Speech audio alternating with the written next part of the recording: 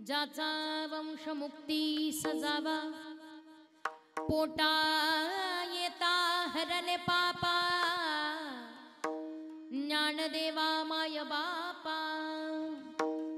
मुळी बाप होता ज्ञानी, तरी आम्ही लागलो ध्यानी, पोटा येता हरले पापा, ज्ञानदेवा माय बापा, तुका म्हणे मी पोटीचे बाळ, आ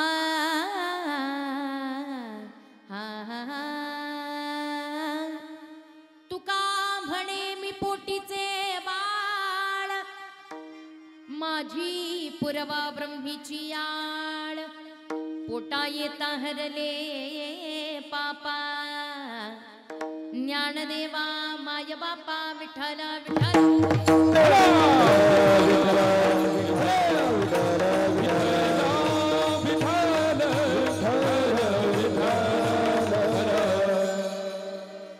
इवं तत्प्रविश मम वाचमिमां प्रसूक्तां सञ्जीवयत्यखिल शक्तिधरस्वधाम्ना, अन्यांसहस्तचरण श्रवणत्वगादिं प्राणान् नमो भगवते पुरुषाय तुभ्यं। पांडुरंगा करू ओ पांडुरंगा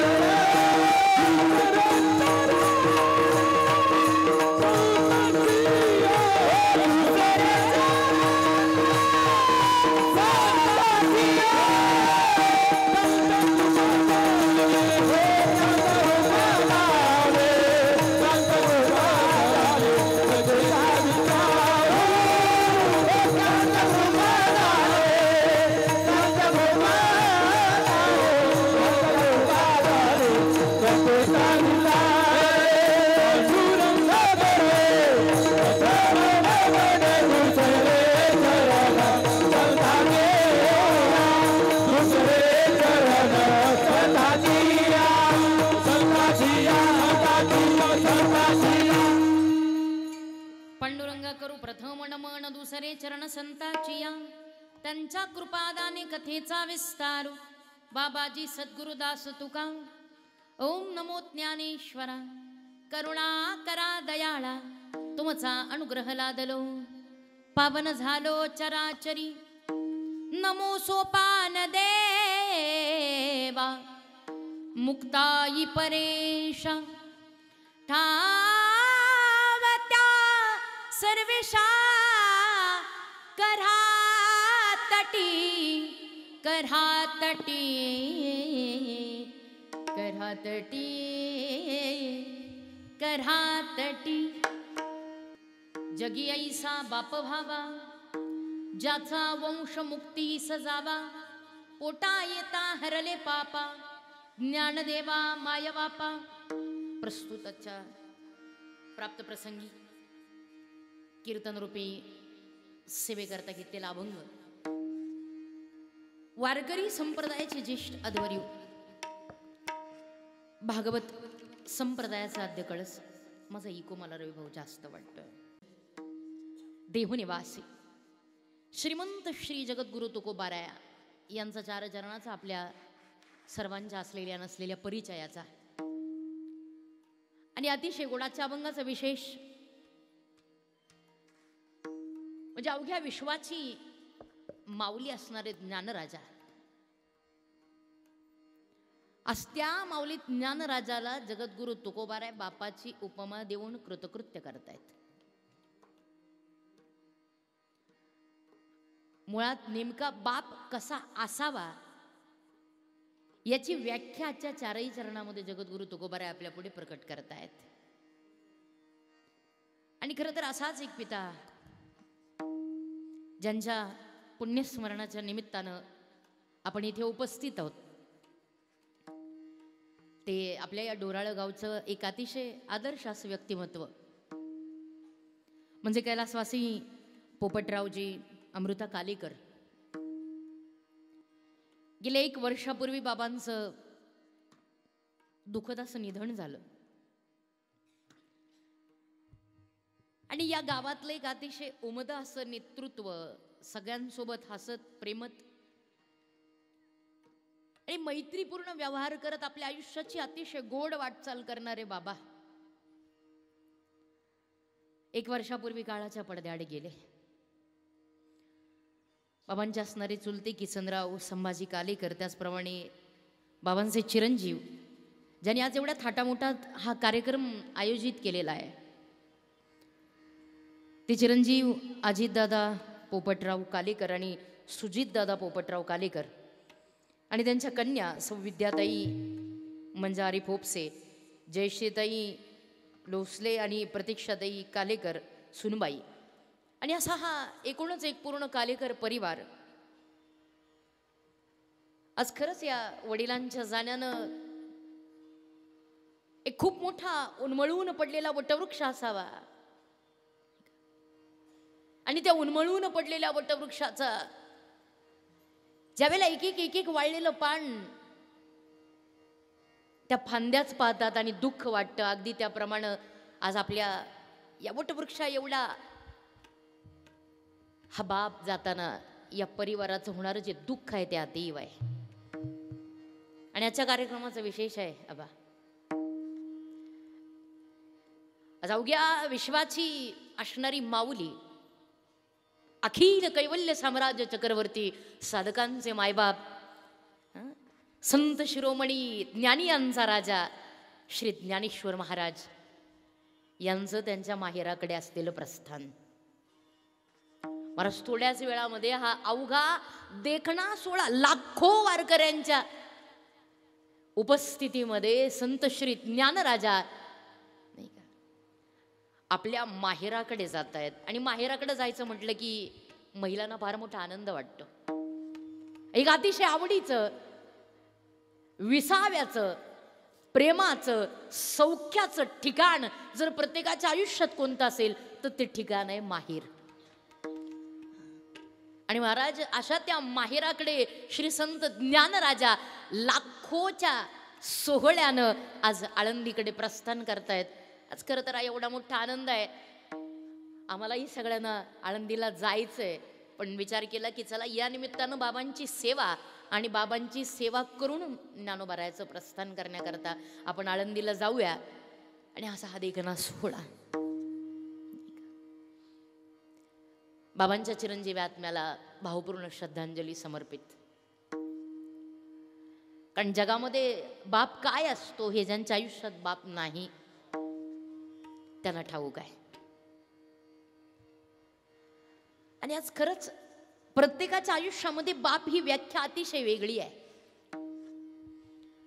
आज या कार्यक्रमाच्या माध्यमातून ज्यांनी या कार्यक्रमाचं निमंत्रण मला त्या ठिकाणी दिलं ते आपल्या या विभागाचं भूषण असणारे आदरणीय आमचे कदा आम्ही ज्यांना बाळादादा म्हणतो असे श्री रमेशजी महाराज काळे, ज्यांच्या माध्यमातून ही कीर्तन सेवा मला करायला मिळते. आमच्या दादांचा मृदंग ऐकावा आणि ऐकत राहावा इतका गोड मृदंग आहे. आणि आपल्या तारुण्याची असणारी ही एवढी सुंदर कला ज्यांनी भगवंताच्या चरणी समर्पित केलेली आहे, त्यांच्या बरोबरीनं माझे ज्येष्ठ बंधुराज असणारे आणि अवघ्या महाराष्ट्राची गान कोकिळा म्हणून ज्यांचा महाराष्ट्रामध्ये नामोल्लेख तेवढ्या आदराने केला जातो असे आपल्या या अवघ्या नगर जिल्ह्याचं भूषण असणारे श्री रोहिदास आबा जगदाळे. कारण अभंग कोणताही असू द्या आणि चरित्र कोणतंही असू द्या, सुरुवात केली की त्याचा शेवट कसा करायचा हे आबाच्या हातात आहे. आणि तो किती गोड करायचा. गाणारे खूप आहेत पण समर्पक गाणारे फार कमी आहेत. आणि ती कला आमच्या रोहिदास आबाकडे आहे. आणि आज साक्षात आबा असल्यामुळं काही चिंता करण्याची कारण नाही. रोहिदास आबांच्या बरोबरीनं ज्यांची तबल्याची साथ मला या ठिकाणी लाभते ते आदरणीय सोमनाथजी महाराज तळेकर, अतिशय गोड तबला. त्यांच्या बरोबरीनं नेहमीच आमच्या रोहिदास आबांच्या सोबत आणि आमच्या सोबत तितकंच गोड आणि तितकं उंच, आणि त्या उंच गाण्याने सुद्धा आपल्या सगळ्यांची मनं ज्यांनी जिंकून घ्यावी असे आदरणीय प्रकाश बाबा. अतिशय गोड गाणं.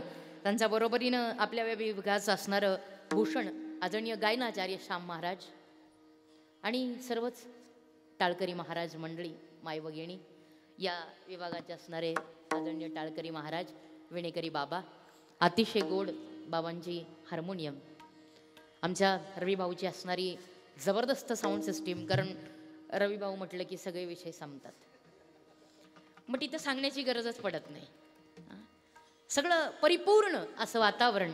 शूटिंगवाले दादा, सर्व माझ्या माई भगिनी, सर्व ज्येष्ठ पुरुष मंडळी, सर्वांच्या चरणावरती इथून नतमस्तक होते.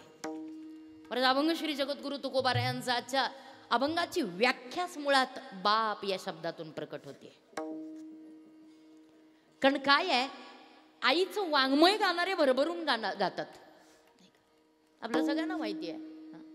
माझी एक अतिशय आवडीची कविता, सध्या मी रोहिदासाबा म्हणायला शिकले, मला कधी येत नव्हतं आणि असलं म्हणताही येत नव्हतं, पण विचार केला चला जरा कधीतरी एक आगळा वेगळा प्रयत्न करून पाहू.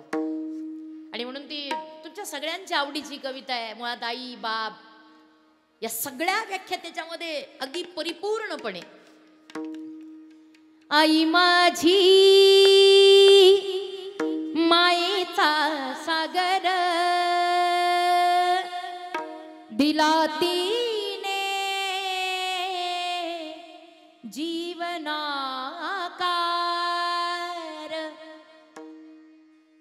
आई वडील माझे थोर, आई वडील माझे थोर, किती सांगू त्यांचे उपकार.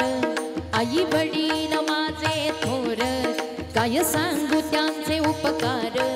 जीवनाच्या वाटेवरती किती असतो त्यांचा आधार. आई माझी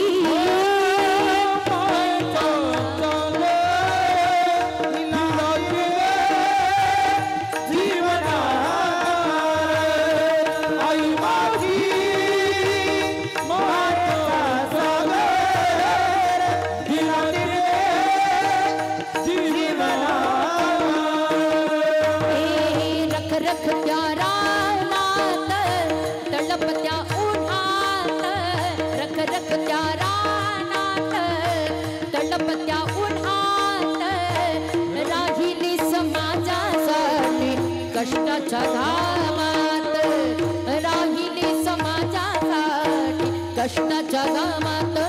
आई वडील माझे थोर, काय सांगू त्यांचे उपकार. आई वडील माझे थोर, काय सांगू त्यांचे उपकार. आई माझी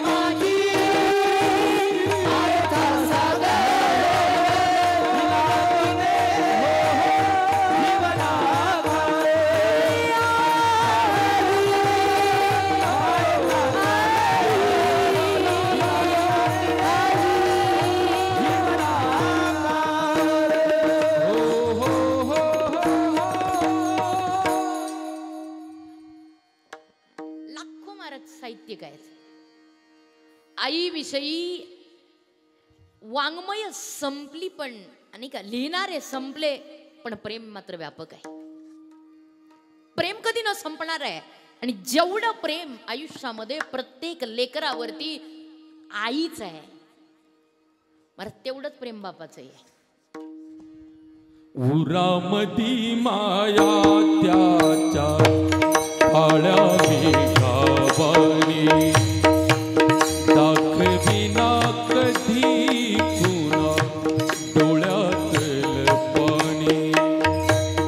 जिजू जिजू संसाराचा गाडा हाकला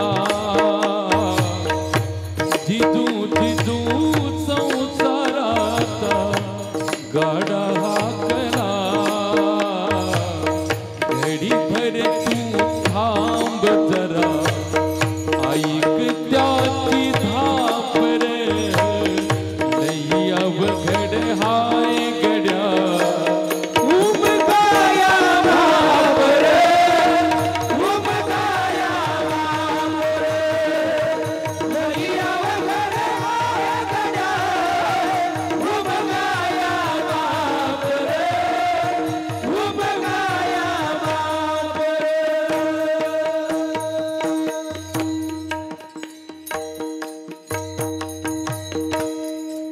काय समर्पक प्रमाण आबा लय अवघड आहे गड्या उमगायला बापर नाही का. पाण्यातील मासा झोप घेई कैसा जावे त्याच्या वंशा तेव्हा कळे. तसं बाप अनुभवण्याकरता आधी बाप, जसं आई अनुभवण्याकरता आई व्हावं लागतं तसं बाप अनुभवण्याकरता बाप व्हावं लागतं. आणि खरंच बापाची एवढी जबरदस्त भूमिका पण आम्हाला कधी उमगलीच नाही, आम्हाला कधी समजलीच नाही. आम्ही इतक्या संकुचितपणे पित्याशी व्यवहार करतोय. बघा प्रकाश बाबा, आज आम्ही कितीतरी, तुम्ही या सहज रस्त्याने चालणाऱ्या गाड्या तुम्ही जर बघितल्या, म्हणजे आता नका बघू,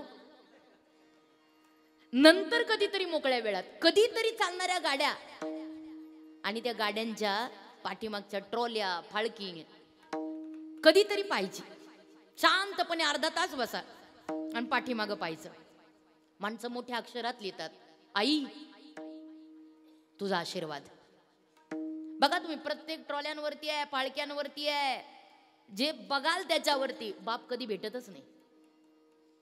आणि जर भेटलाच बाप तर आई बाबांचा, म्हणजे एकटा बाबा नाहीयेत, आई बाबांचा संयुक्तिक आशीर्वाद येईल. आईचा आशीर्वाद एकटा येतो, बाबाचा आशीर्वाद एकट्याचा येत नाही. इतक्या आणि संकुचित आणि रीतीनं ज्यावेळेला आम्ही वडिलांचं चरित्र अनुभवतो, पाहतो, त्यावेळेला बाप नावाची व्याख्या किती उदंड आहे हे पाहण्याकरता कधीतरी पाठीमागे जावं. सगळ्यांना माहिती आहे एवढं मोठं रामायण प्रत्येकाच्या डोळ्यापुढे आहे, पण त्या रामायणातला सगळ्यात महत्वाचा मुद्दा जर कोणता असेल तर ज्या वेळेला प्रभू रामचंद्रजीला वनवास मिळाला, रामचंद्र प्रभू वनवासाला निघून गेले, आणि आबा ज्या वेळेला रिकाम्या रथामध्ये बसून अयोध्येचे प्रधानमंत्री सुमंत पुन्हा अयोध्येत आले. फार गोड साथ रामायणामध्ये आमच्या रोहिदास आबांनी मला आत्ता जानेवारीत केली. आणि रिकाम्या रथानं ज्यावेळेला अयोध्येत परत आले, सगळी परिस्थिती अशी आहे की लांबून कौशल्यामाईच्या रडण्याचे आवाज कानी येत आहेत सुमंताच्या. बाळ माझा रघुनंदन गाईचे गळते लोचन अश्वगज करीती रुदन दुःखी पाषाण हुलताती अरे माझा श्रीराम अरे माझा श्रीरामा नको जाऊ बाळा वना मजाला प्रेम पान्हा कुण बाजू राघवा दृष्ट कोपला कैवल्यदानी कुठे पिशील बाळ पाणी परतून ये रे लवकरी श्रीरामा. कौशल्यामाईच्या रडण्याचे आवाज. रघुनंदन पायी गेला रघुनंदन पायी गेला रघुनंदन पायी गेला पायी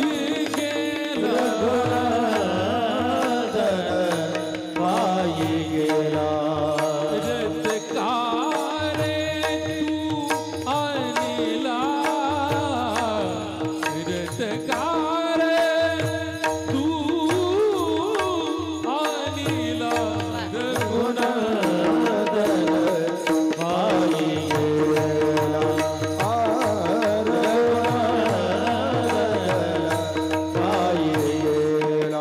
आनीला अहो खरीनी माया बहिणी अहो खरीनी माया बहिणी सांभाळावा कोदंड पाणी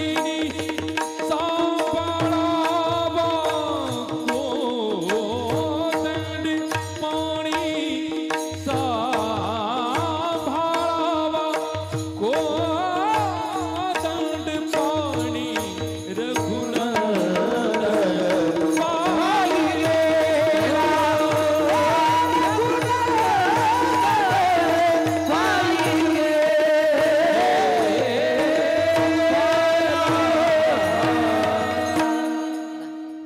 रघुनंदन पायी गेला समर्पक प्रमाणाबा नाथ बाबा रामायणामध्ये सांगतात एकनाथी रामायणात रघुनंदन पायी गेला कारे रथ परत आणिला अहो धरणी माय भगिनी सांभाळावा कोदंड पाणी अहो अहो दिन करा तापू नका वास करा काय वर्णन करावं ज्या वेळेला कौशल्यामाईच्या रडण्याचे आवाज सुमंतजीच्या कानी गेले विचार केला कसं आईला मागणी समजवावं ती आई रामाची वाट पाहतीये माझा राम कधी येईल याची वाट पाहतीये आणि आज तर या रथात कोणीच नाही या आईला काय तोंड द्यावं महाराज सुमंतजीनं कौशल्या मातेला तोंड दिलं समजवलं सांगितलं आणि राजा दशरथाच्या महाली आले मी बाप सांगते तुम्हाला राजा दशरथाच्या महाली पहिल्यांदा नुसता आवाज दिला सरकार जय जीव सुमंत किणेव प्रणाम आवाज दिला नुसता सुमंतजीचा आवाज ज्या वेळेला राजा दशरथजीच्या कानी पडला लेकराच्या विराहामध्ये ज्या बापानी अन्नाचा कण काय पाण्याचा थेंब सुद्धा घेतला नव्हता नुसता आवाज ऐकला की सुमंतजी आलेत एका क्षणात या बापानं मानसिकता केली की ज्यारती सुमंतजी आलेत त्यारती रथ आलाय ज्यारती रथ आलाय त्यारती त्या रथात माझा राम आलाय आणि ज्यारती राम आलाय त्यारती बस माझा आनंद मला मिळालाय एवढा आनंद की ज्या बापांनी अन्नही घेतलं नव्हतं ज्या बापांनी पाणीही पिलं नव्हतं नुसता सुमंतजीचा आवाज ऐकल्याबरोबर ताडकन राजा दशरथ उठूनच बसला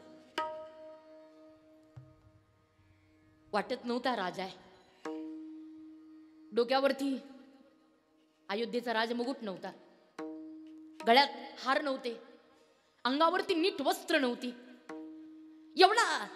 एवढा सगळ्यापासून दूर गेलेला राजा दशरथ सुमंतजीनं पहिल्यांदा पाहिला इतकं वाईट वाटलं जवळ आले सुमंता कै राम लखन सिया राहता सांगा माझा राम कुठे आहे सांगा माझा लक्ष्मण कुठे आहे सांगा माझी जानकी माझी लाडकी सून माझी वैदेही कुठे आहे सांगा सुमंता सांगा माझी लेकरं कुठे आहेत सुमंतजीच्या डोळ्यात पाणी आलं या बापाला काय उत्तर द्यावं की या बापाला रामाशिवाय दुसरं सुचतच नाही त्यावेळेला हात जोडले आणि हात जोडून राजा दशरथाच्या चरणाला मिठी मारली आणि सुमंतजीनं सांगितलं सरकार एवढं दुःख तुमच्या पाया पडतो हे अवघड शब्द बोलण्याची जबाबदारी परमेश्वरानं माझ्यावरती टाकलेली आहे पण सरकार की जे शब्द ऐकल्यानंतर कदाचित तुमच्या पायाखालची जमीन सरकेल कदाचित तुमच्या डोक्यावरचं आभाळ फाटेल कदाचित तुमचं हृदय विस्तीर्ण होऊन त्याचे तुकडे होतील पण सरकार हे खरं आहे सरकार तुमच्या चरणाची शपथ घेऊन सांगतो मला एकच वाक्य प्रभूंनी सांगितलेलं आहे जे वाक्य मी तुमच्या कानावर घालतो जास्त बोलण्याचं धाडस माझ्यात नाही उत्सुक झालेत राजा दशरथ अरे माझा राम कुठे हे मी विचारले आणि हे सुमंत काय बोलतायत नेमकं बोला बोला सुमंत सांगा सांगा काय सांगायचंय आणि सुमंतजीनं सांगितलं सरकार राजन, तुमच्या लाडक्या लेकाचे शब्द तुमच्या कानावरती घालावेत म्हणून मी प्रारंभ करतोय. सरकार, तुमच्या पुत्राचे शब्द आहेत. माझ्या प्रिय बापाच्या वचनपूर्ती करता, प्रिय पत्नीचा शब्द ऐकून, प्रिय पत्नीचा शब्द ऐकून त्याच्या प्रिय पुत्राला वनवासात पाठवणारा एक वचनी बाप दशरथ मला जन्मोन जन्मी बाप म्हणून मिळावा आणि मी जन्मोन जन्मी त्याचा पोरगा व्हावा. मला काही नको. आपल्या प्रिय पत्नीचा म्हणजे कैकेयीचा शब्द पूर्ण करण्याकरता आपल्या प्रिय पुत्राला म्हणजे रामचंद्र प्रभूला आणि वनवासामध्ये पाठवणारा एक वचनी राजा. प्राण जाई पर बचन न जाई. रघुकुली रीत सदा चले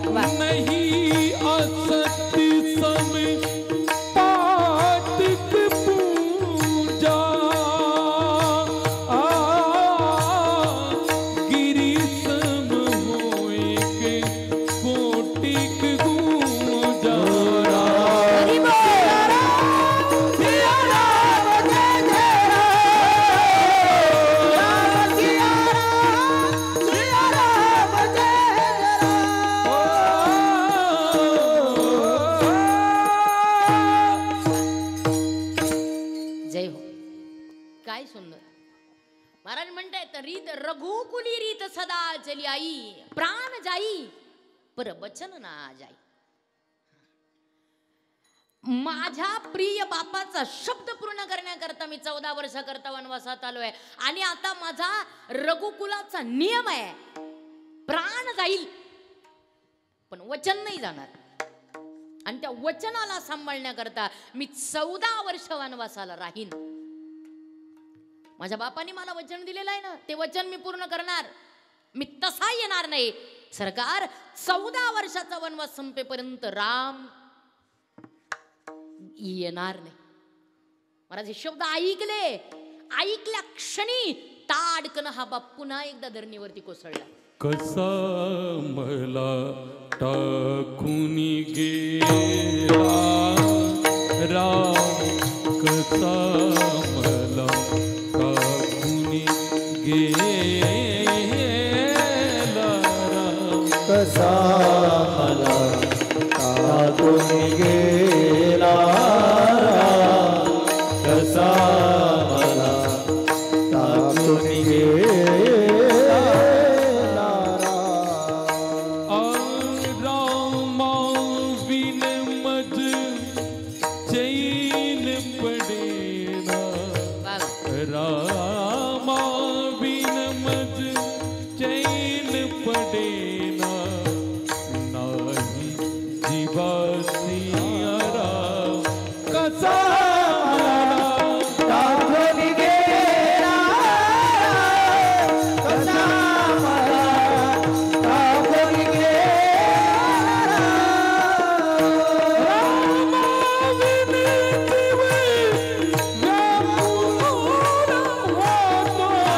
राम नाही जीवासी कसा मला टाकून गेला कसा मला टाकून गेला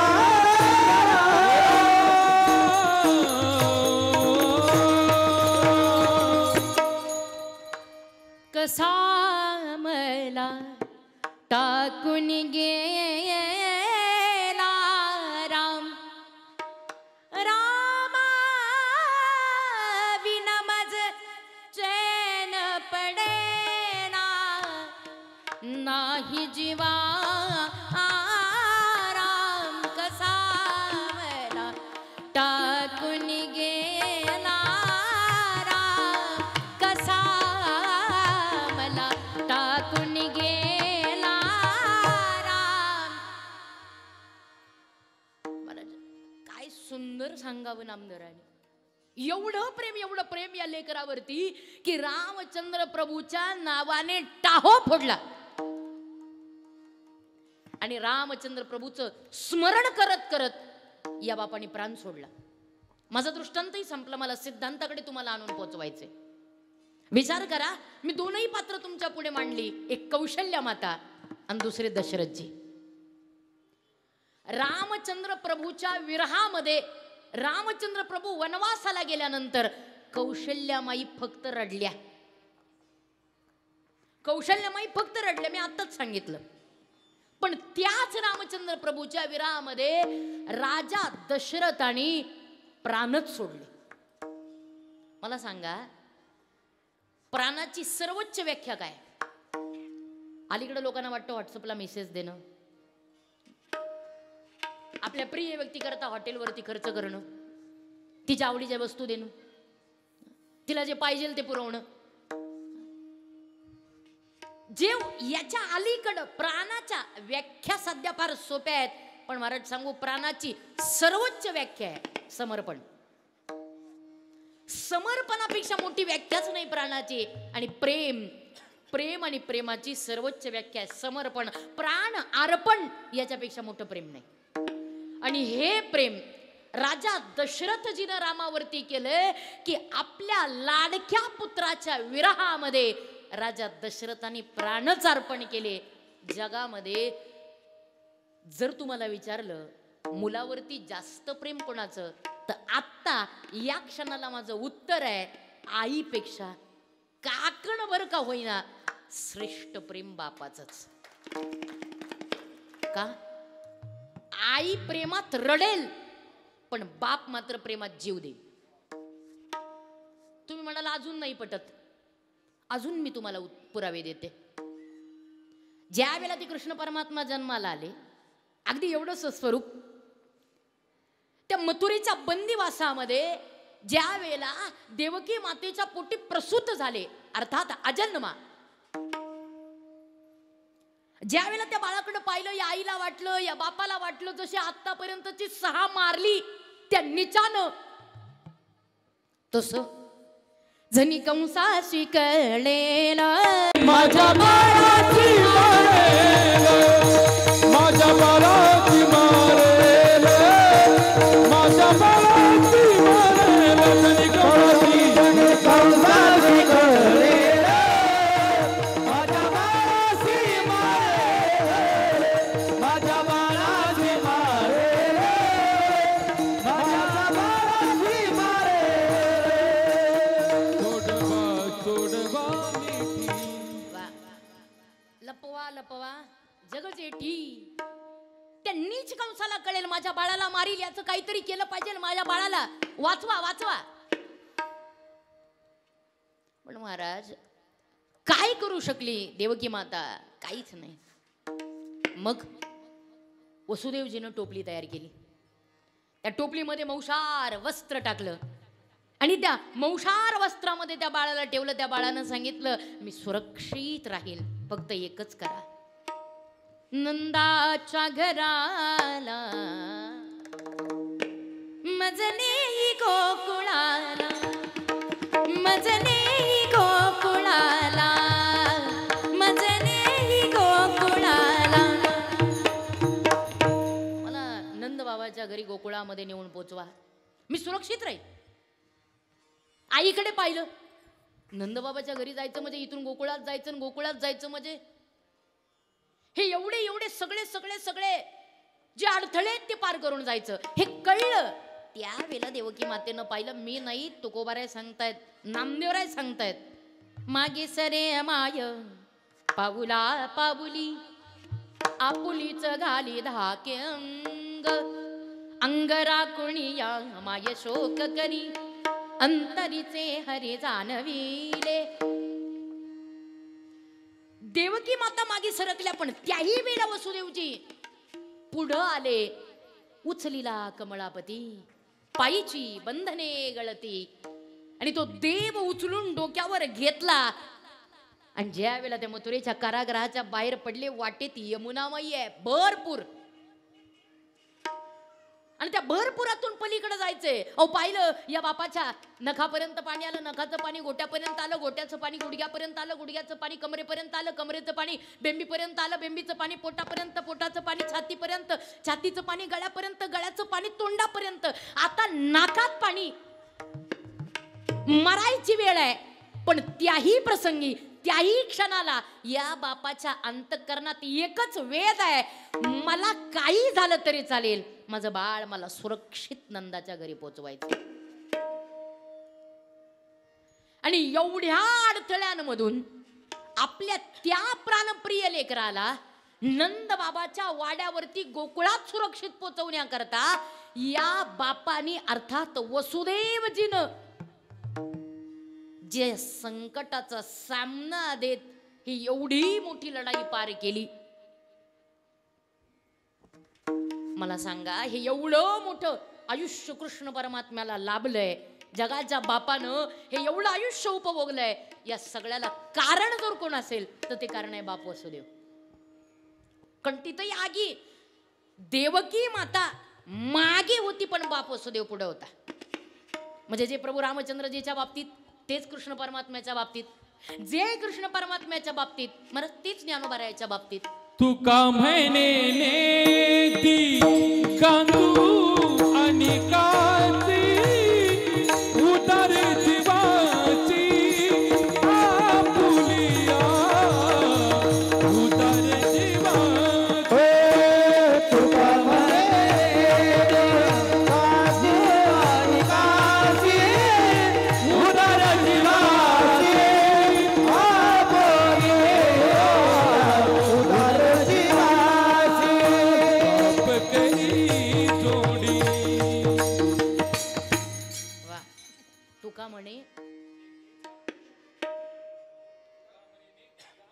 हा तुका म्हणे नेदी गांजू आणि कासी उदार जीवाते आपुल्या. सगळे एकत्र गायल्यामुळं नेमकं प्रमाण काय म्हणलं तेच कळलं नाही, म्हणून मी परत एकदा म्हणायला लावलं. हा बाप घरी जोडी लेकराचे ओढी, हा आपुली करवंडी वाळून या. महाराज, प्रत्येकाच्या जीवनातलं हे उदाहरण आहे बाप नावाचं. ज्ञानोबारायाच्या बाबतीत महाराज एवढी मोठी लढाई पैठणला लढण्याकरता, लेकरांचं शुद्धीपत्र मागायचे, ते शुद्धीपत्र आणण्याकरता त्या पैठणला आई रुक्मिणी माता नाही, मग बाप विठ्ठलपंत गेलेत.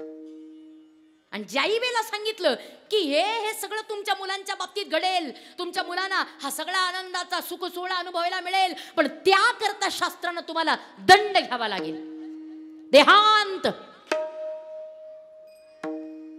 बरं, तुमच्या आमच्या सारखं असतं तर कदाचित गारटला असता, पण त्याही वेळेला त्या बापानं विचार केला, अरे माझ्या जाण्यामुळे जर माझ्या लेकरांना सुख आहे, माझ्या जाण्यामुळं जर माझ्या लेकरांचं हित आहे, माझ्या जाण्यामुळं जर माझ्या लेकरांना पुन्हा एकदा आनंदाच्या या साम्राज्य पिठिकेवरती लोळायला मिळणार असेल, तर मी एकदा काय 1000 वेळा जायला तयार होईल.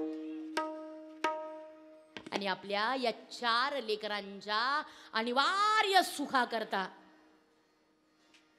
महाराज हाच एवढा मोठा सोहळा दैदिप्यमान आपण अनुभवतोय. आपल्या प्रत्येकाच्या अंतरामध्ये ज्ञानराजा विराजमान आहेत, आपल्या प्रत्येकाच्या मुखामध्ये ज्ञानोबारायाचं नाम आहे, आपल्या प्रत्येकाच्या जीवनाचा एक अविभाज्य घटक ज्ञानोबाराय आहेत. पण या ज्ञानोबारायाला सुद्धा या विश्वाचं पुनश्च दर्शन देण्याचं साहस जर कोणी केलं असेल, या वारकरी संप्रदायाला जन्म देण्याचं धाडस जर कोणी केलं असेल, तर ते धाडस करणार आहे बाप विठ्ठलपंत. म्हणून तर ही सगळी इमारत आहे वारकरी संप्रदायाची, हा डोलार आहे, हा डोलाराच विठ्ठलपंतांच्या त्यागावरती उभा आहे. आज 750 वर्ष झाली, 750 वर्ष झाली, आज लाखोचा समाज ज्या वेळेला ज्ञानोबाराच्या पाठीमागे ओढीनं ज्या ओढीनं जातो, काय कारण असेल याला? याला कारण एकच आहे, मायबापांनी केलेले संस्कार. आणि त्या संस्काराची शिदोरी आजही तुमच्या आमच्यापर्यंत पोचतीये. म्हणजे ज्ञानोबाराला घडवणारे विठ्ठलपंत, कृष्ण परमात्म्याला आणि वसुदेवजी, रामचंद्र प्रभूला दशरथजी. चला याच्याही पुढे आजचा अभंग ज्या तुकोबारायांचा आहे, मला त्या तुकोबारायांच्या दृष्टीनं, त्या तुकोबारायांच्या पोटी जन्माला आलेली त्यांची एवढीशी कन्या, जिचं नाव ठेवलं, अरे हिची भक्ती गंगे इतकी प्रवाहित राहावी म्हणून तिचं नाव ठेवलं भागीरथी. आणि त्या भागीरथीनं खरंच भागवत धर्माचा तो झेंडाच आपल्या खांद्यावर घेतला. एवढ्याशा लहान वयात उठल्याबरोबर आपल्या बापाकडे पाहावं. असं आहे आबा, लावताना शर्टाचं पहिलं बटन नीट लावलं की खालची बटणं आपोआपच नीट लागतात. पण लावताना रमेश बाबा जर शर्टाचं पहिलंच बटन खालीवर झालं, मग मेलं काम सगळं. तो शर्ट नीट नाही राहत. संस्काराचं तेच आहे, संस्कारही असेच आहेत. जर ते जन्मतःच योग्य असतील तर उभ्या हयातीत ते कधी लेकराला बिघडूच देत नाहीत. ते संस्कार तुकोबारायांनी आपल्या लाडक्या लेकीवरती केलेत. ते म्हणतात, कन्या तरी आईसी देई जैसी जना मुक्ताबाई. कन्या तरी आईसी देई जैसी मीरा मुक्ताबाई, जैसी मीरा मुक्ताबाई, जैसी मीरा मुक्ताबाई.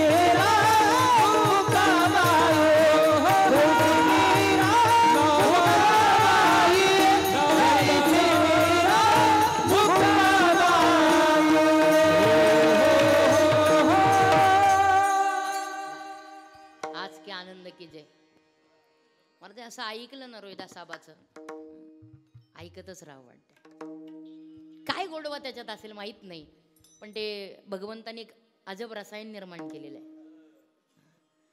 आणि असं नाही, परत नाही होऊ शकत असं. आणि त्याला आमचं भाग्य आहे की आमच्या भाग्यात तुम्ही आहात, हेही नसे थोडके.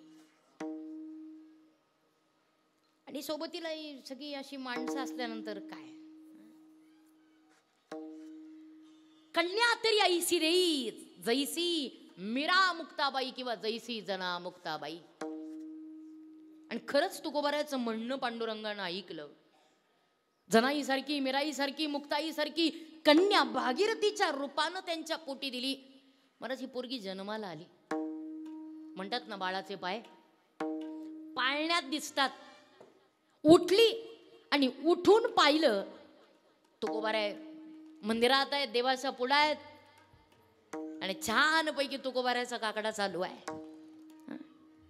उठा जागे वारे आला, उठा जागे वारे आला, स्मरण करा पंढरीनाथा, स्मरण करा पंढरीनाथा. भाव चरणी देवा माता, भाव चरणी देवा माता, चुकवी व्यथा जन्मा, बलिदान पूजे, बलिदान पूजे.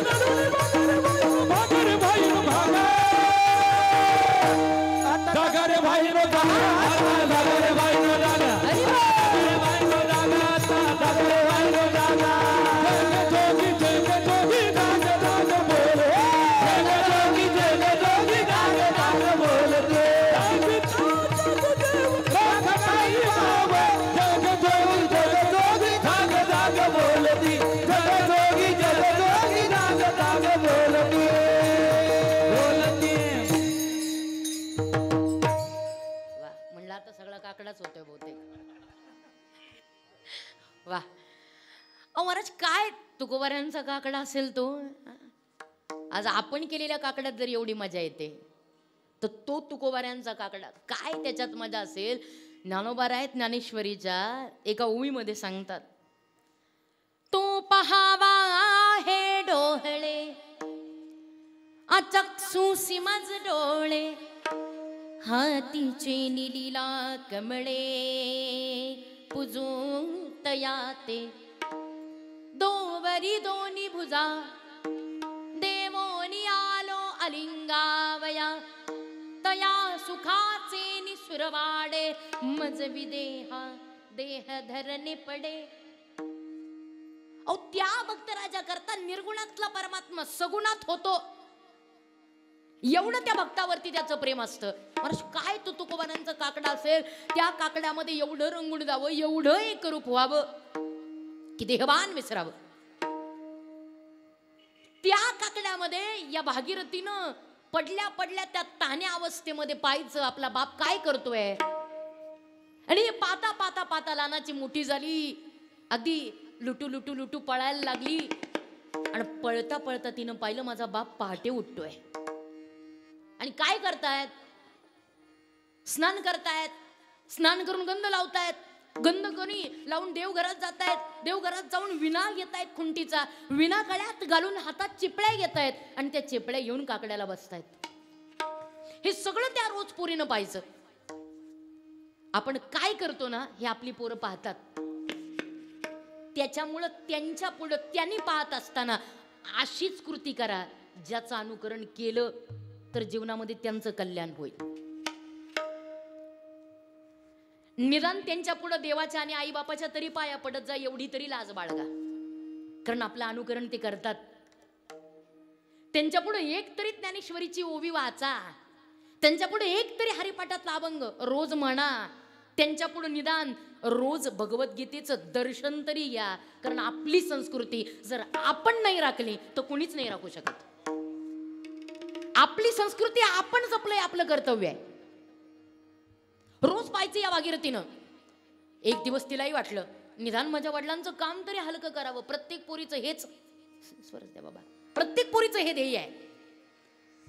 त्याच तुकोबाऱ्यांच्या बरोबरीनं पहाटे उठली बाबा, तुकोबाऱ्यांच्या बरोबरीनं उठली. महाराज स्नानाला गेले, तोच एवढीशी चिमुकले पाय, एवढीशी उंची, पण टाचा उंच करून करून करून त्या खुंटीला टांगलेला विना काढला आणि काढून तो महाराजांचा, बाबा बाबा हा विणा घ्या.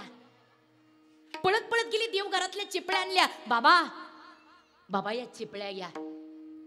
आणि बाबा खरं सांगू तुम्हाला एवढा आनंद झाला तुकोबारायला. अहो ज्या वेळेला आपली लेकरं आपला विना त्यांच्या खांद्यावरती आपल्या डोळ्या देखत घेतात, जगातला याच्यापेक्षा मोठा आनंद बापाला कोणताच नसतो, कोणताच नसतो. एवढा आनंद तुकोबारायला की त्या आनंदाने तुकोबारांनी तो विना घेतला, गळ्यात घातला, चिपळ्या घेतल्या, हातात ठेवल्या. आणि या भागीरथीने एक कृती केली, तिनं तुकोबारायांच्या मांडीवरती डोकं टेकवलं. बाबा काय ते डोकं भाग्यवान असेल हो की ज्या डोक्याला मांडी तुकोबारायची लाभावी. बाबा बोल ना बाळा, बाबा तुम्ही काकडा करताना तो जो विठ्ठल म्हणताना, बाबा तो विठ्ठल इतका गोड आहे. बाबा तुम्ही बाकी काहीच म्हणू नका, तुम्ही फक्त विठ्ठल म्हणा, तो मला खूप आवडतो. आज एवढं ऐकलं तुकोबारायला भारावून आलं आणि सुरुवातच केली तुकोबारायने. विठ्ठल विठ्ठल विठ्ठल विठ्ठल विठ्ठल विठ्ठल विठ्ठल विठ्ठल विठ्ठल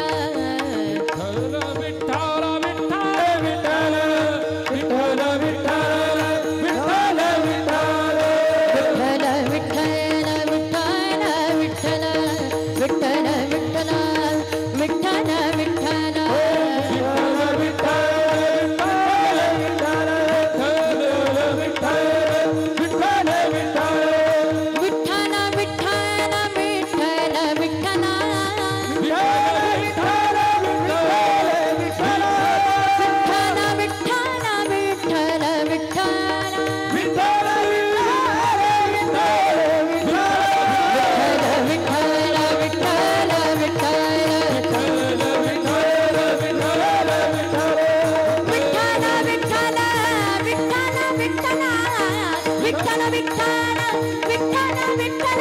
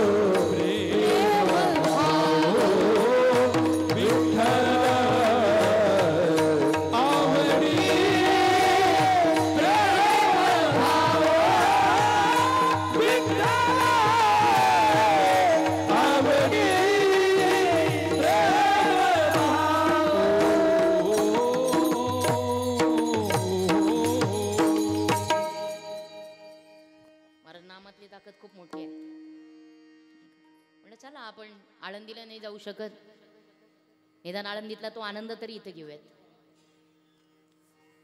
मला तो आनंद या भागीरथीने घ्यायचा तुकोबारायच्या भजनातून. एवढी एकलग आणि एवढी एकरूप होऊन जायची त्या भजनात की भानच नसायचं, बेभान. आणि महाराज या तुकोबारायच्या भजनानी कीर्तनानी या संस्कारानी वाढलेली ही भागीरथी आता विवाहाच्या योग्य झाली. अधिकार फार मोठा आहे भागीरथीचा. विवाहाच्या योग्य झाली आणि आता लग्न करायचंय. मुलगा कसा मुलगा कसा मुलगा कसा रोज जिजाबाईंनी कानावर घालायचं, या तुकोबारायला म्हणायचं अहो काहीतरी करा, पोरीच्या लग्नाचं बघा, अहो तिचं वय आहे लग्नाचं, काहीतरी करा.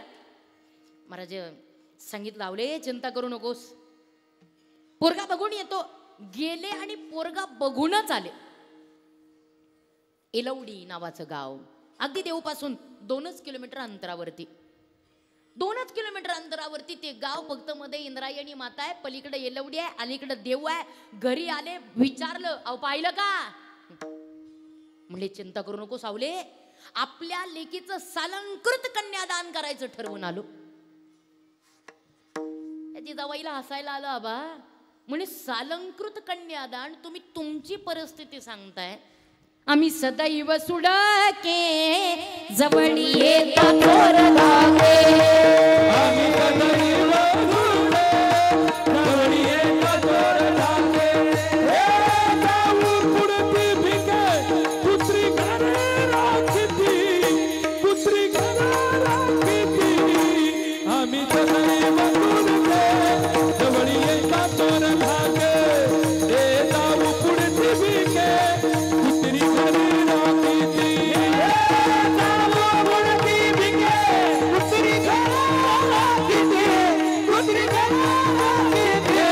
नाद लोकांची जागा, नाद लोकांची जागा, नाद लोकांची जागा, नाद लोकांची जागा, आईची जागा. महाराज स्वतःची परिस्थिती सांगतात. आम्ही सदैव सुडके जवळी येतात चोर धाके, जाऊ पुढती भिके कुतरी घर राखीती. म्हणली तुमच्याकडं खायची कठीण परिस्थिती अवघड आहे आणि तुम्ही पोरीचं सालंकृत कन्यादान करायचं म्हणता, कुठून आणाल? म्हणले चिंता का करते आवले, आम्हा घरी धन शब्दांचीच रत्ने, शब्दांचीच यत्ने शस्त्र करू. अहो ज्या दिवशी या पोरीचं लग्न आहे, या पोरीच्या लग्नाची चिंता तुकोबारायला नव्हतीच. तुका म्हणे घालू तयावरी भार, ही चिंता त्याला नव्हती, ही चिंता डायरेक्ट पांडुरंगाला होती. त्यांनी विचार केला, म्हणले या बाबाचं काही खरं नाही, मला तर करायलाच पाहिजे. म्हणून तुकोबारायच्या बरोबरीनं त्या देहू मध्ये जगाचा बाप तिच्या त्या भागीरथीच्या लग्नाच्या दिवशी हजर आहे. आणि आता विचार करा, जिथं पांडुरंग आहे, जिथं नारायण आहे, तिथं लक्ष्मी अहो असणारच. जिथं नवरा आहे तिथं बायकोला यावंच लागतंय. ज्यार्थी पांडुरंग आहे त्यार्थी रुक्मिणी माता आहे, आणि ज्यार्थी रुक्मिणी माता आहे त्यार्थी पैशाला कमीच नाही. मला एवढं सुंदर लग्न, एवढं सुंदर लग्न. भावकीने तोंडात बोट घातली, म्हणली या बाबाने आणलंच कुठून? का? म्हणली याची जिरवायची म्हणून एवढं मोठं लग्न यांनी काढलं, ना आणलंच कुठून? एवढं एवढं होतच कुठं याच्याकडं? हा म्हणले याच्याकडं काय नाहीये, जगाचा बाप याचा अंकित आहे, याला काय कमी पडणार? अख्ख्या खरंच देऊगावानी अचंबित व्हावं, एवढं सुंदर लग्न या भागीरथीचं केलं. लग्न झालं आणि ही पोरगी नांदायला निघाली. प्रत्येक लेकीच्या आणि बापाच्या आयुष्यातला हा एकमेव प्रसंग आहे. आबा प्रकाश बाबा महाराज, ज्या प्रसंगाला बाप रडतो, प्रत्येक बापाच्या आयुष्यातला प्रसंग आहे. अहो सामान्यांचं सोडा, कण्वासारखे ऋषी रडले शकुंतले करता, जनकासारखे विदेही रडले जानकी करता, हिमालयासारखा पर्वत रडला पार्वती करता. सामान्यांचं काय आहे? अहो ज्या वेळेला तुकोबारायची लाडकी लेक भागीरथी नांदायला निघाली आणि तिनं तुकोबारायाकडे पाहिलं, पळतच आली आणि पळत येऊन तुकोबारायाच्या चरणाला मिठी मारली. म्हणली बाबा मला माहित नव्हतं, नांदायला जाणं म्हणजे बापाच्या सुखाचा त्याग, नांदायला जाणं म्हणजे आईच्या प्रेमाचा त्याग, नांदायला जाणं म्हणजे सगळ्या माझ्या माहेरच्या लोकांचा त्याग. नांदायला जायचं म्हणजे सगळ्या नवीन माणसांच्या जवळ जाऊन राहायचं. बाबा या सगळ्याचं बाबा मला नकोय, बाबा वेळ आली ना मला या समोरच्या विहिरीमध्ये ढकलून द्या, पण बाबा मला तुम्हाला सोडून जायचं नाही. प्रत्येक बापाच्या आयुष्यातली घटना आहे. ज्या वेळेला तुकोबारायांनी ऐकलं, तुकोबारायाच्या डोळ्यात पाणी उभं राहिलं, या लेकीला प्रेमाने जवळ घेतलं. सांगितलं तुला काय वाटलं भागीरथी? मला वाईट वाटलं नसेल, मला यातना होत नसतील, मला दुःख होत नसेल. अगं पायातली चप्पल हरवली तर माणसाला दोन आठवडे यातना लागतात. की 50 रुपयाची पॅरागॉन हरवली, अरे पायातली चप्पल हरवली तर माणसाला पडत नाही. इथं ज्या लेकीला जन्म दिला, 20 वर्ष तळहाताच्या फोडाप्रमाणे सांभाळली, नेत्राचे दिवे केले, हाताचे पाळणे केले, एवढं ज्या लेकी करता केलं, ती लेक जायची. भागीरथी, तुला काय वाटलं? खरं सांगू, मला प्रश्न पडलाय. या लेकीला जवळ घेतले, तिच्या डोक्यावरून हात फिरवतायत आणि डोक्यावरून हात फिरवून फिरवून तिला सांगतायत, भागीरथी मला प्रश्न पडला ग. उद्या सकाळी ज्यावेळेला उठेल ना आणि स्नान करून देव घरात येईल ना, त्यावेळेला पहिला प्रश्न पडेल, बाबा बाबा मी तुमचा विना आणून देते. बाबा या चिपळ्या घ्या, बाबा बाबा हा विणा घ्या बाबा. आणि बाबा तुम्ही विठ्ठल विठ्ठल विठ्ठल म्हणा बाबा. बाबा तुमचा विठ्ठल मला खूप आवडतो, मला खूप आवडतो, असं म्हणणारी माझी भागीरथी उद्यापासून माझ्या आयुष्यात नाही. हे दुःख मी कुणाला सांगू? भागीरथी, बाप म्हणून तुला एकच सांगतोय, तुझं संसारिक जीवन चालू होतंय. तुझा बाप तुझ्या संसारिक जीवनात मध्ये येणार नाही, फक्त तुझ्या बापाचं नाव खाली जाणार नाही, याची दक्षता जिवंत असेपर्यंत घे. या बापाला नमस्कार. एवढी रडते भागीरथी, एवढी रडते, पण तेवढंच दुःख तुकोबा राहिलाय. म्हणून जीवना वेगळी मासोळी, जीवना वेगळी मासोळी, जीवना वेगळी मासोळी, जीवना वेगळी मासोळी, जीवना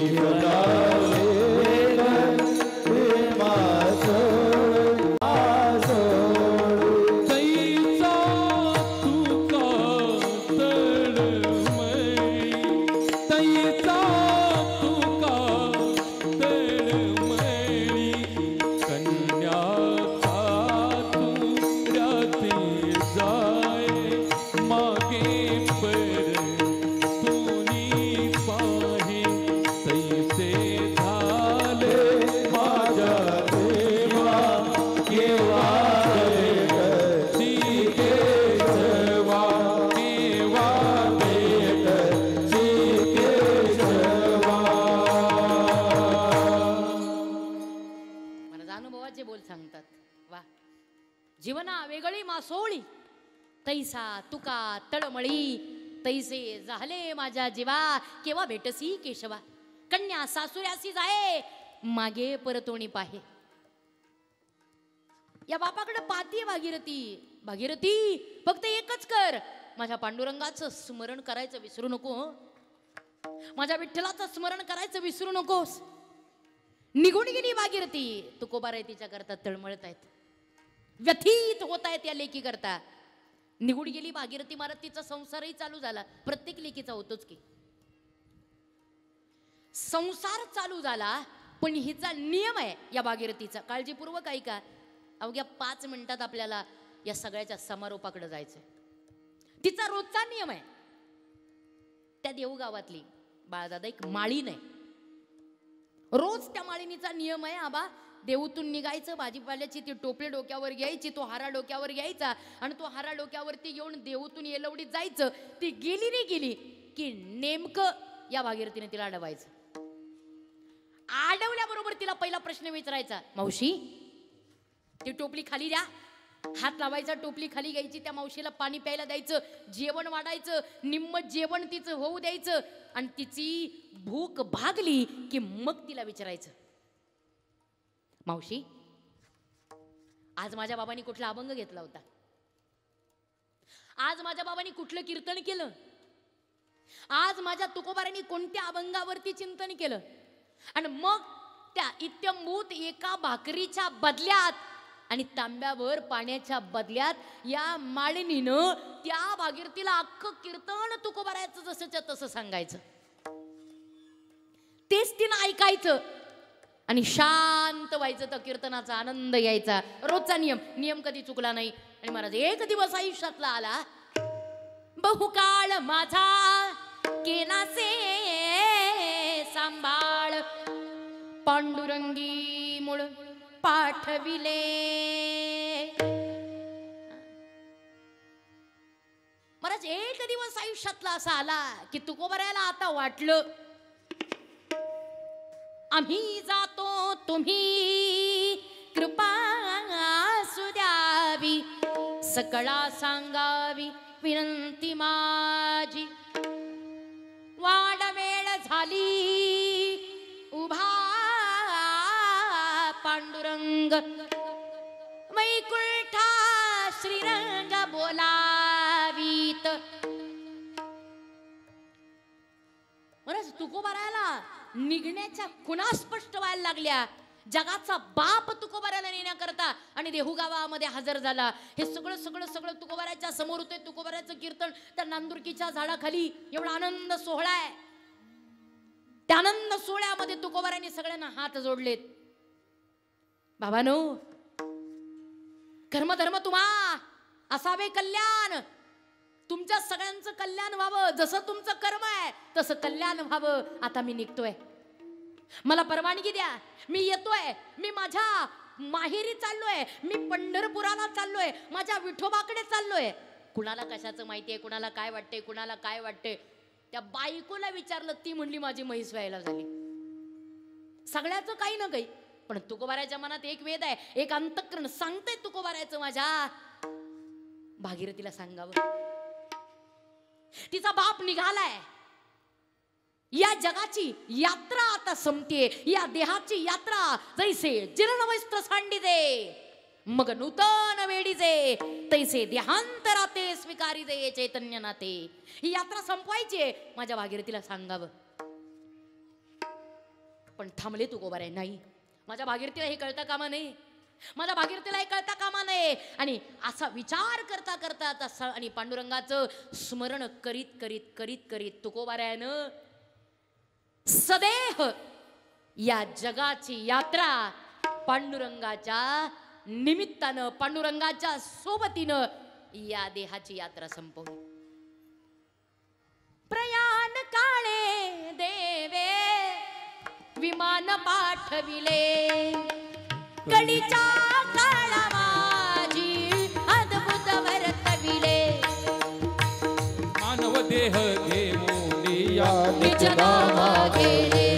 आ निळा म्हणे सकळा संत तो चाविले. जय स्वामी तुकया जय सद्गुरु स्वामी तुकया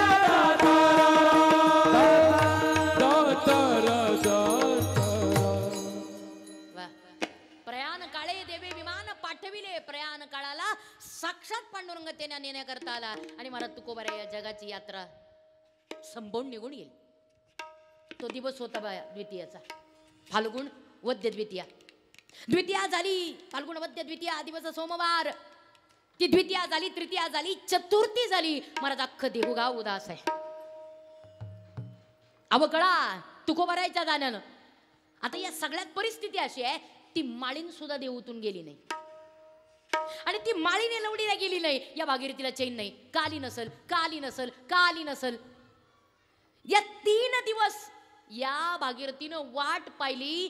बापाचं कीर्तन ऐकायला मिळत नाही. या उदासीनतेनं तिनं अन्न सुद्धा घेतलं नाही, अन्न पण घेतलं नाही. पंचमीच्या दिवशी ती माळीन उठली आणि त्या माळिनीनं डोक्यावरती पुन्हा एकदा ती भाजीची टोपली आणि ती टोपली घेऊन त्या देऊतून येलवडीच्या दिशेनं. पण महाराज पहिला प्रश्न या माळिनीला पडला की आता आपण येलवडीत चाललोय. ज्या आरती येलवडीत जाणार आहे त्या आरती भागीरथी पुढे येणार आहे. भागीरथी पुढे आली तर काय सांगावं. आणि घडलं तसंच. महाराज इंद्रायणी पार केली आणि इंद्रायणी पार केल्या केल्या जशी ही भागीरथी पुढे दुर्लक्ष केलं. माळीन मावशी पुन्हा एकदा, अरे ही माझ्याकडे बघत का नाहीत. माळीन मावशी, अहो माळीन मावशी, मी भागीरथी तुकोबारायांची कन्या. महाराज हे नाव ऐकलं, तुकोबा स्मरण झालं आणि या माळणीच्या डोळ्यामध्ये पाणी उभं राहिलं. पुढं काय, पुढं काय वाटलं? ही माळीन मावशी ऐकत नाहीये. जवळ आली भागीरथी. माळीन मावशी,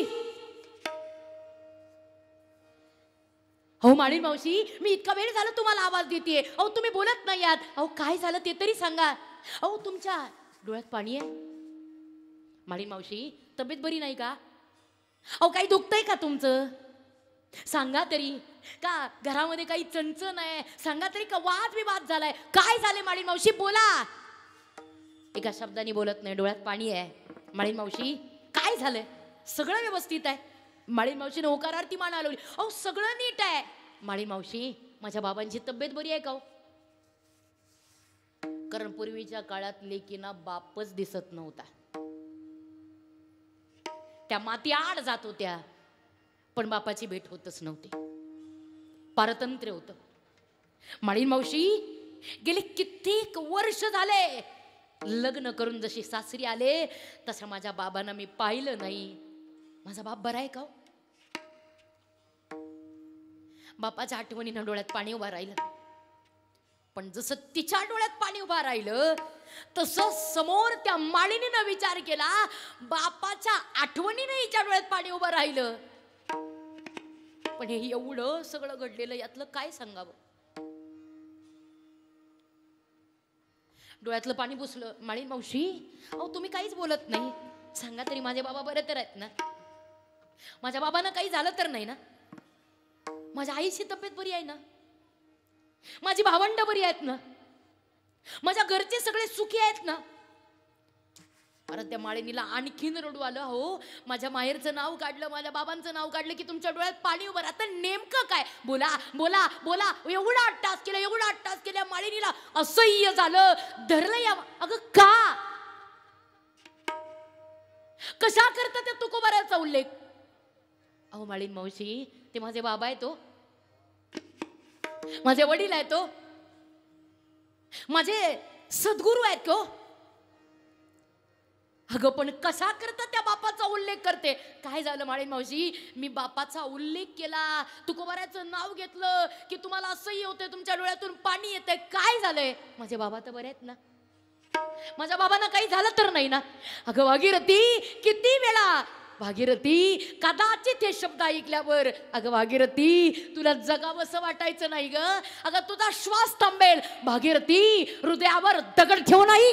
ज्या बापाचं एवढं कौतुक करतेस, ज्या बापाचे एवढे गुण गातेस, ज्या बापाचं एवढं चिंतन करतेस, ज्या बापा करता एवढं प्रेम व्यक्त करते, भागीरथी ते विश्वाचे सद्गुरू, आरताचा जगद्गुरू, देहूचा स्वामी आणि तुझा पिता जगद्गुरु तुकया कालच्या द्वितीयेला या जगाचा निरोप घेऊन गेले. भागीरथी या जगाचा निरोप घेऊन गेले.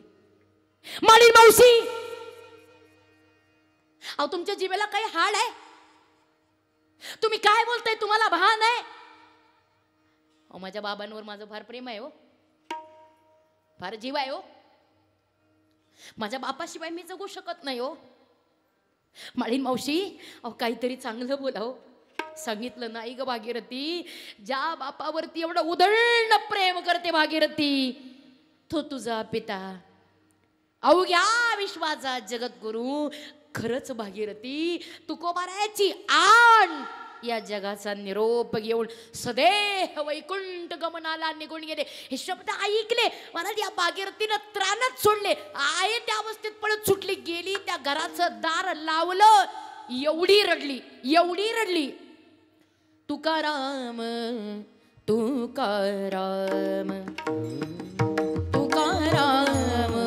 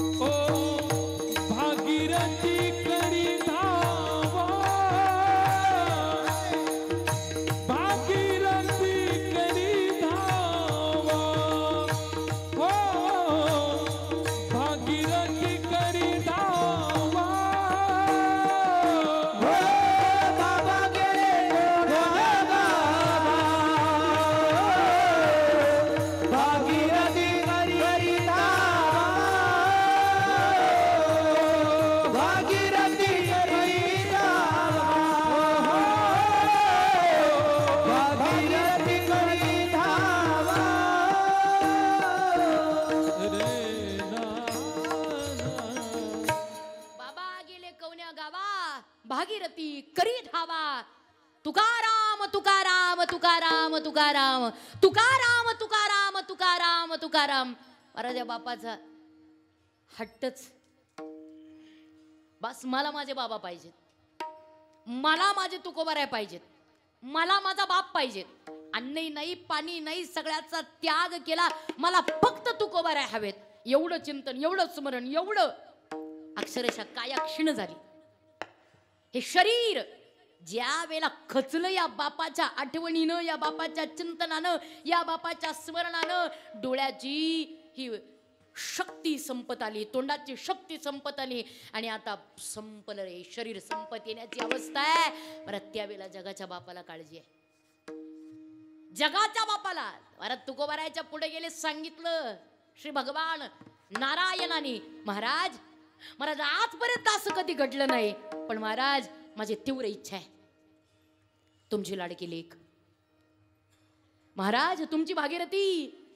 महाराज एवढं भागीरथीचं नाव काढलं की तुकोबाराच्या डोळ्यात पाणी, वैकुंठातही यावं. काय प्रेम केलं असेल, नाव काढल्याबरोबर वैकुंठातही. लोक म्हणतात तुकोबाराय आणि भागीरथीवर प्रेम. अहो का नाही, ज्या महात्म्यांनी जगावर प्रेम केलं, तो महात्मा स्वतःच्या पोटच्या लेकीवर प्रेम करणार नाही? का नाही करणार? नाव काढल्याबरोबर तुकोबारायच्या डोळ्यात पाणी, माझी लेक. काय झालं माझ्या भागीरथीला? सांगितलं महाराज तुमच्या भेटी करता डोळे लावून आतुरतेनं वाट बघते महाराज, एकदा जा. आणि तुकोबाराया तिचा हट्ट आहे की तुमचं दर्शन तिला व्हावं, तुम्ही तिला भेटावं. महाराज या बापाला कोण आनंद वाटला असेल विचार करा. आतापर्यंत कधी असं घडलंच नाही. किती लेकी आहेत बापाच्या विरात रडतील, आक्रंद करतील, आक्रोश करतील, काय करतील काय करतील, पण बापच भेटावा म्हणून आग्रह करणारे किती आहेत. आणि नुसता आग्रह करून उपयोग काय, तो बाप भेटावा हा हट्ट. आणि हा हट्ट साधा नाही, महाराज म्हणतायत हा ब्रह्म हट्ट आहे. गेलेली व्यक्ती पुन्हा येणं ही सोपी गोष्ट नाही. हा एवढा ब्रह्म हट्ट केला. काय महाराज त्या बापाला स्वाभिमान वाटला असेल की माझ्या लेकीनं मी दिसावा म्हणून हट्ट करावा, मी भेटलो नाही म्हणून तिनं अन्न त्याग करावा, मी भेटलो नाही म्हणून तिनं पाणी न प्यावं. महाराज ज्या दिवशी तुमच्या गेलेल्या बापाच्या डोळ्यात वैकुंठात पाणी येईल ना, त्या दिवशी तुमच्या करता तो यशाचा सगळ्यात मोठा दिवस असेल. आज तुकोबारायच्या डोळ्यात या भागीरथी करता पाणी आहे. जा तुमच्या लेकीचा हट्ट पूर्ण करण्याकरता, हा साधा नाही हा ब्रह्म हट्ट पूर्ण करण्याकरता तिच्या दारात तुम्हाला जावं लागेल. आणि खरंच तुकोबाराय म्हणतात माझ्या पोटच्या लेकराचा हट्ट पूर्ण करण्याकरता मी वैकुंठातून खाली आलो. अभंगाचं शेवटचं चरण. तुका म्हणे मी पोटीची बाळ, तुका म्हणे मी पोटीचे बाळ, तुका म्हणे मी पोटीचे बाळ, तुका म्हणे मी पोटीचे बाळ. माझी पूर्वा ब्राह्मणीची आळ, माझी पूर्वा ब्राह्मणीची आळ. पोटले तहारले बाबो, ज्ञानदेव हाय पोटले बहाय बाबो, ज्ञानदेव हाय.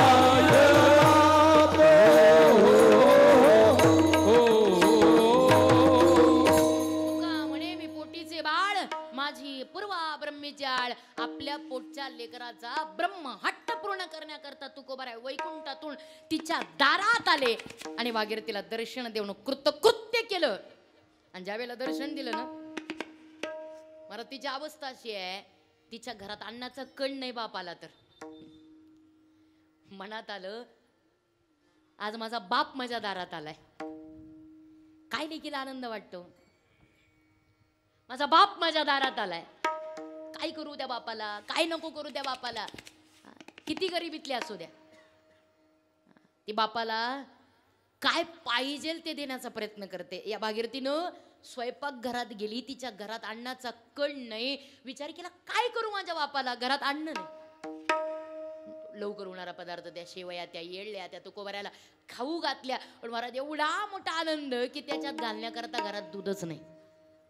इलेश्वरा ते पूजिले दूध नंदिते काढिले. त्या नंदीचं दूध काढलं, त्याला स्तन फुटले. त्याच्या स्तनातून येणाऱ्या त्या धारांचं दूध आणि ते शेवयामध्ये टाकून त्या एवढ्या सुंदर शेवया त्या बापाला खाऊ घातल्या. आणि त्यावेळेला हात जोडला तुकोबाऱ्या. म्हणतात मी प्रसन्न आहे तुझ्या भक्तीवरती, काय हवंय? म्हणजे बाबा मला काय हवं असणार, एक लेक म्हणून काय हवं असणार? माझं एकच म्हणणं आहे, मला आता देण्यासारखं काही उरलंच नाही बाबा. माझ्या भेटी करता माझा वैकुंठात गेलेला बाप पुन्हा एकदा वैकुंठातून खाली येतो आणि मला दर्शन देऊन कृतकृत्य करतो. बस बाबा, असाच बाप, जो बाप मला झाला तसा बाप प्रत्येकाला व्हावा. अभंगाचं पहिलं चरण. हे जगी आईचा बाप वा वा, त्याचा वंश मुक्तीची जावा. पोटात हरले बाबा, ज्ञानदेवा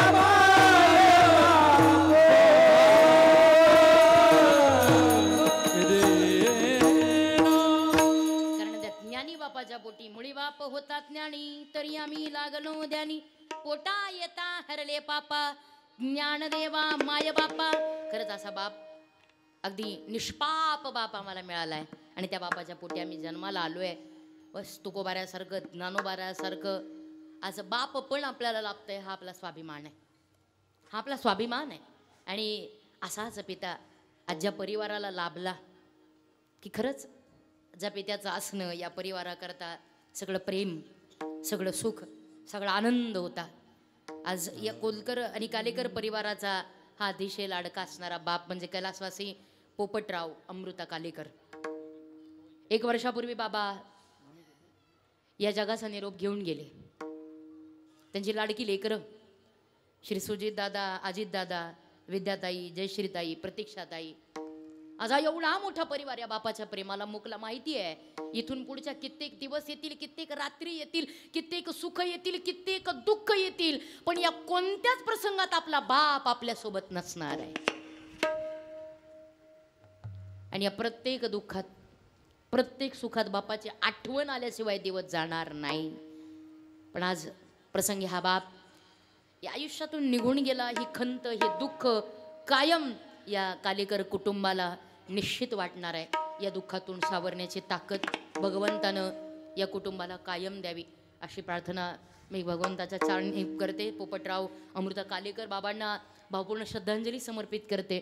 आज या कार्यक्रमानिमित्त ही सर्व रंगभूमिका, सर्व टाळकरी मंडळी, गायनाचार्य मंडळी, मृदंगाचार्य, तबला वादक, हार्मोनियम वादक, वणेकरी बाबा, त्या ठिकाणी शूटिंगवाले दादा, आमचा रवी दादा, सगळे माई भगिनी, पुरुष मंडळी, बहुश्रुत श्रोते समाज, सर्व या परिवाराचे आप्तेष्ट नातेवाईक या कार्यक्रमाकरता जमले. पुनश्च एकदा सर्वांचं ऋण व्यक्त करते. आदरणीय या कार्यक्रमाचं हे सुंदर निमंत्रण ज्यांच्या माध्यमातून मिळालेलं ते आपल्या विभागाचं असणारं भूषण मृदंगाचार्य रमेशजी महाराज काळे, त्याचबरोबर आदरणीय रोहिदास आबा, सगळ्यांना मी खूप धन्यवाद देते. अतिशय सुंदर सेवा आदरणीय आमचे प्रकाश बाबा, श्यामदादा, सगळ्यांची सुंदर साथ लाभलेली आहे. सगळ्यांना धन्यवाद देते. झालेली सेवा श्री पांडुरंगाच्या, श्री संत सोपान काकांच्या, श्री ज्ञानराजांच्या, तुकोबाराच्या चरणी समर्पित करते. चुकलं असेल, बुद्धीचे दोष, योग्य असेल, माझ्या बाबांचे आशीर्वाद, माझ्या पतिराजांचे आशीर्वाद या कार्यक्रमाच्या निमित्तानं आपल्या सर्वांनी या कार्यक्रमाचा भरभरून आनंद घेतला. पुनश्च एकदा या पित्याच्या चिरंजीवी आत्म्याला भावपूर्ण श्रद्धांजली लाभावी याकरता परमेश्वरी दरबारामध्ये प्रार्थना करून या ठिकाणी 2 मिनिटाकरता सर्वांनी हाताने टाळी, मुखाने नाम भगवंताची आराधना. विठोबा रखुमाई,